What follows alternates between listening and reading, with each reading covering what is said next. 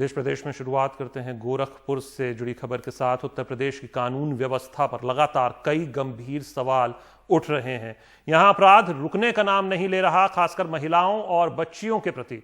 गोरखपुर में एक 17 साल की लड़की को गैंगरेप के बाद सिगरेट से जलाया गया। लड़की अस्पताल में भर्ती है। रेप के आरोपी 2 लड़कों को गिरफ्तार करके आखिरकार जेल भेज दिया गया है। शुक्रवार की रात जब वो हैंडपंप से पानी लेने गई तो आरोप है कि 2 लड़के उसको बाइक से अगवा कर ले गए और रेप किया।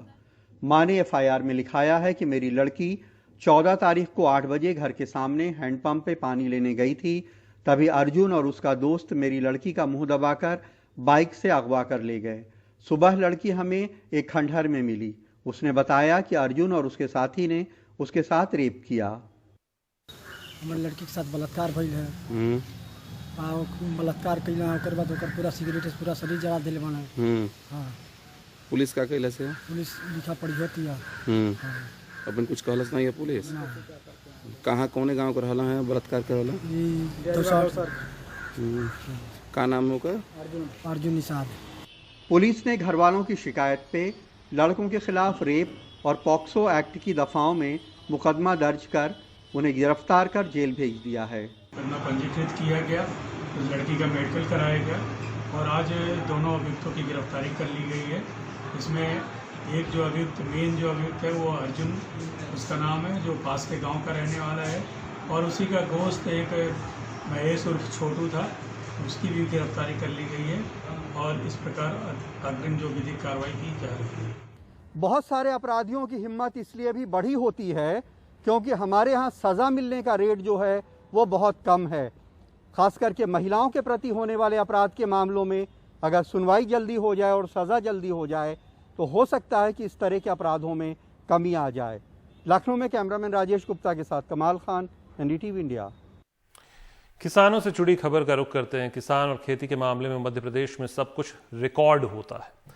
रिकॉर्ड उत्पादन, रिकॉर्ड खरीद, भंडारण, सब कुछ कम से कम कागजों पर तो यही है।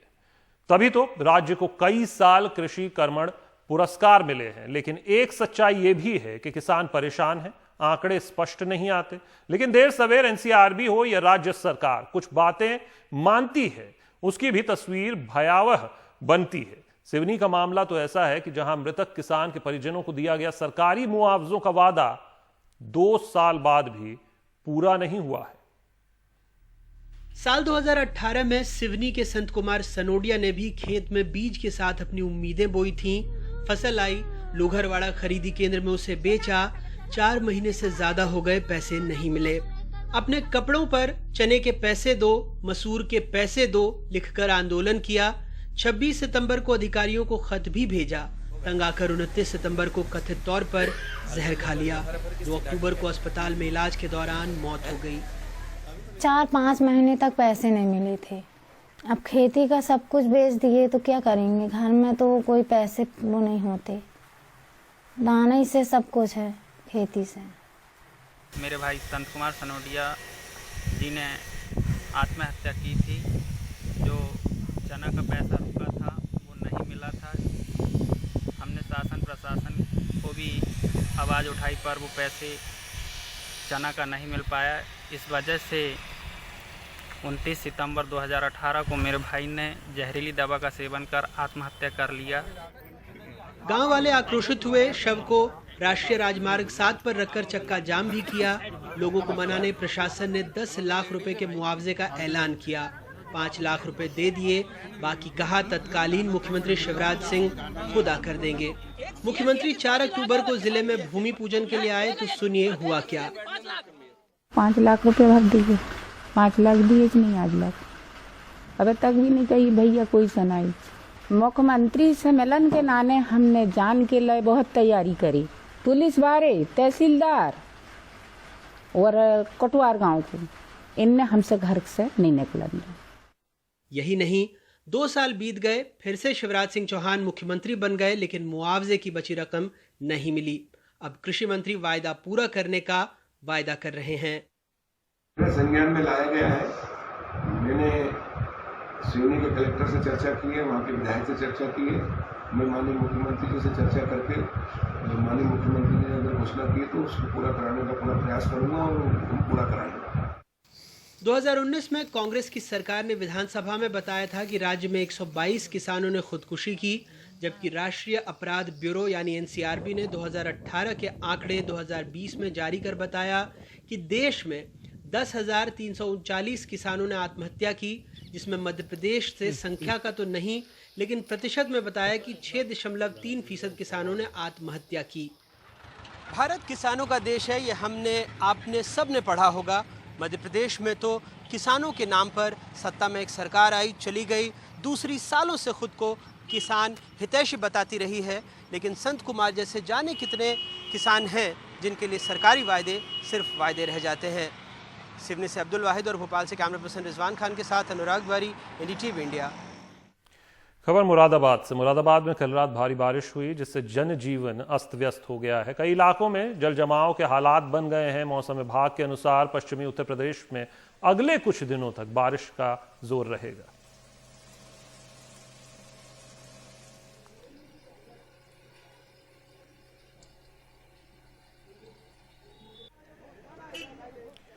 पश्चिम बंगाल के कुर्सियांग में एक कार दुर्घटना में ड्राइवर सहित 5 दोस्तों की मौत हो गई। इनकी उम्र 22 से 25 साल थी।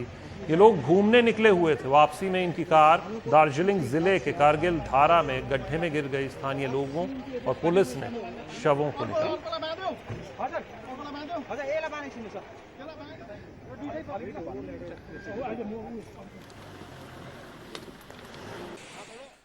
और असम में बाढ़ से परेशान लोगों की मुश्किलें कम होती नहीं दिख रही। लखीमपुर जिले में सिंगारा नदी के बढ़े जल स्तर और तेज बहाव से इलाके में बाढ़ की स्थिति है। नदी के तेज बहाव में बहे कुछ लोगों में से 2 लोगों की लाश बरामद की गई है। बाकी लोगों का पता नहीं चल सका है। 100 से ज्यादा लोगों के घर बाढ़ में डूब गए हैं, रास्ते में नदी के बहाव में डूब गए हैं। लोग डरे हुए हैं और ऊंची जगहों पर आश्रय ले रहे हैं।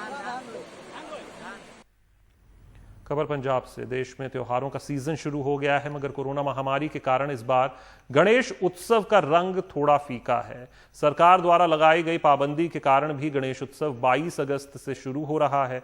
28 अगस्त को विसर्जन होगा, लेकिन इस बार लोग मूर्ति खरीदने कम ही आ रहे हैं और इस कारण मूर्ति बनाने वाले मायूस हैं। पिछले साल के मुकाबले इस बार काम आधा है। प्रशासन भी सार्वजनिक पूजा की अनुमति नहीं दे रहा। असम के तिनसुकिया जिले के बागजन स्थित ऑयल इंडिया के तेल के कुएं में आग लगी, तो उसको काबू करने के लिए विशेषज्ञों की टीम एक बार फिर से वीओपी बैठाने का काम कर रही है। आग पर काबू पाने के लिए वीओपी बैठाने की ये तीसरी कोशिश है। 27 मई को बजजन में ऑयल इंडिया के कुएं में रिसाव शुरू होने के बाद 9 जून को विस्फोट के साथ कुएं में आग लगने की घटना हुई थी, जिसके बाद से इस पर काबू पाने की कोशिशें की जा रही हैं। खबर पश्चिम बंगाल से। पश्चिम बंगाल के सिलीगुड़ी के बंगाल सफारी पार्क में बाघिन ने शावकों को जन्म दिया है। आपको बता दें कि करीब 12 साल या अगर हम 2006 के बाद से बात करें तो बाघों की संख्या करीब 2 गुने से भी ज्यादा हो गई है। तब 1411 बाघ थे और उसके बाद अब करीब 3000 हैं। सेव द टाइगर कैंपेन अगर हम एनडीटीवी की बात करें उसने भी चलाया, लोगों को जागरूक किया। बहुत सी वजहें रही थी, लेकिन अब जो इसके रिजर्व्स हैं, टाइगर रिजर्व्स, उसमें 65% बाघ हैं जो कुल संख्या है उसके।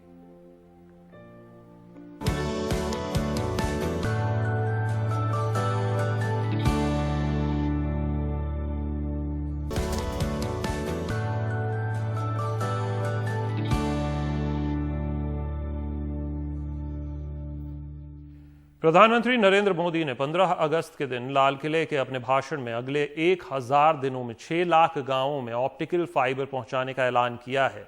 देश में ऐसे कई गांव हैं जहां पर पंचायत नेट कनेक्टिविटी के तहत इंटरनेट और वाईफाई सुविधा पहुंचाने का दावा किया गया है, पर जमीनी हकीकत यह है कि इसका ग्रामीण लोगों को कोई खास फायदा होता नजर नहीं आ रहा।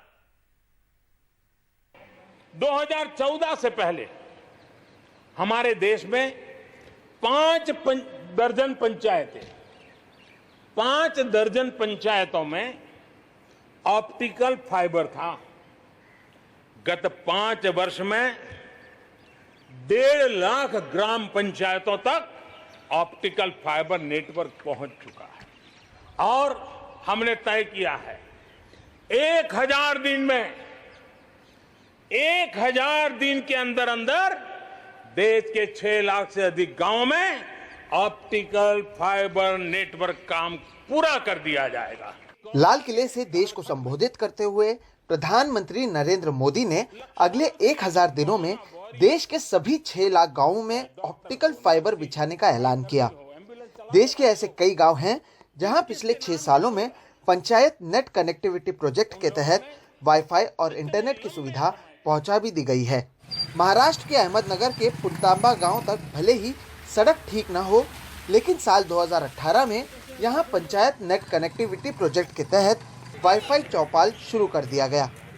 करीब 15,000 की आबादी वाले इस गांव में अब इंटरनेट जरूर है, पर इसका इस्तेमाल गांव के आम लोग नहीं, केवल पंचायत के लोग कर सकते हैं। ऑनलाइन काम चलता है सब, ऑनलाइन काम चलता है। केवल आपके ऑफिस के लिए इस्तेमाल होता है ना? इसके लिए इसका एक्सेस अगर दूसरे किसी को चाहिए तो मिलेगा क्या? नहीं, अलाउड नहीं है। इस टावर पर वाईफाई जरूर लगा है, पर इसका लाभ किसी को मिलता नजर नहीं आ रहा। गांव में एक हाई स्कूल मौजूद है, लेकिन इसमें पढ़ने वाले 800 छात्रों में से करीब आधे बच्चों के पास मोबाइल फोन है ही नहीं। स्कूल की ओर से ऑनलाइन वीडियो बनाकर व्हाट्सएप पर भेज दिया जाता है, पर इस गांव में निजी मोबाइल इंटरनेट की सुविधा काफी खराब है, लिहाजा इसका असर छात्रों की पढ़ाई पर पड़ रहा है। कभी कभी बार क्या होता है कि रेंज नहीं होती, सर का आवाज नहीं आता, हम सर को कनेक्ट नहीं हो सकते। कभी कभी तो क्लास ही नहीं होता रेंज के वजह से। जो किसान है उनके बच्चे, उनके लिए कोई सुविधा नहीं है। उनके पास ना स्मार्टफोन है, ना इधर अच्छी तरह से इंटरनेट आता है, ना वाईफाई की सुविधा है, इसलिए उनकी फिलहाल शिक्षा तो पूरी तरह से रुक गई है। ग्राम पंचायतों में इस योजना को लागू करने का मुख्य कारण गांव में इंटरनेट सुविधा उपलब्ध कराना है, ताकि लोग सरकारी स्वास्थ्य, पढ़ाई और खेती से जुड़ी वेबसाइट का इस्तेमाल कर सकें। गांव में वाईफाई चौपाल भी मौजूद है, पर इसकी जानकारी किसी को नहीं। आपसे 50 मीटर पे वाईफाई चौपाल किया हुआ है सरकार ने, क्या आपको जानकारी है? कोई जानकारी कोई जानकारी नहीं जानकारी नहीं। PEW रिसर्च सेंटर की एक रिपोर्ट के अनुसार देश भर में केवल 24% लोगों के पास स्मार्टफोन मौजूद है।